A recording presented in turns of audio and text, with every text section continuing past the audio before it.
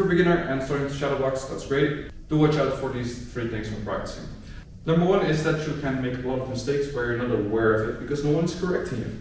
So the first thing would be trying to shadow box in front of a camera or in front of a mirror. So either you can send it to your coach to review it, either you can look back at yourself, see the techniques, or you can watch you live at the mirror to see if your hands are up, if you're doing the correct stuff, all that motions, all the stuff.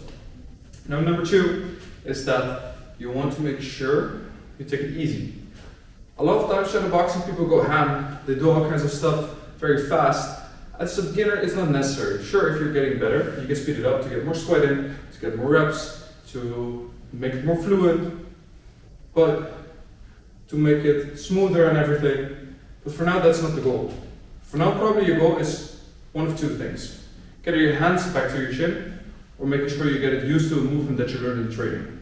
That means, if you're shadow boxing here and you're gonna do all kinds of fast stuff, you're gonna neglect your guard, you're gonna neglect your base, all that kind of stuff. And once again, if you're more advanced, then you're aware of it and you can work around it. But as a beginner, just try to slow it down. Start with 2 punches maximum. And mix punches that you've learned, like uppercuts, hooks, and first get used to the motions before trying to speed it up or adding things on top of it. I would stick to 1, 2, maximum 3 punches in a row, just to make sure you're getting the feeling for the punches. Because knowing the technique is one thing, but you also have to create some kind of feeling, some kind of mind-body connection when using the punches, when using the kicks, the knees, etc. So I would say go at a very slow tempo and bring it every time back to your guard.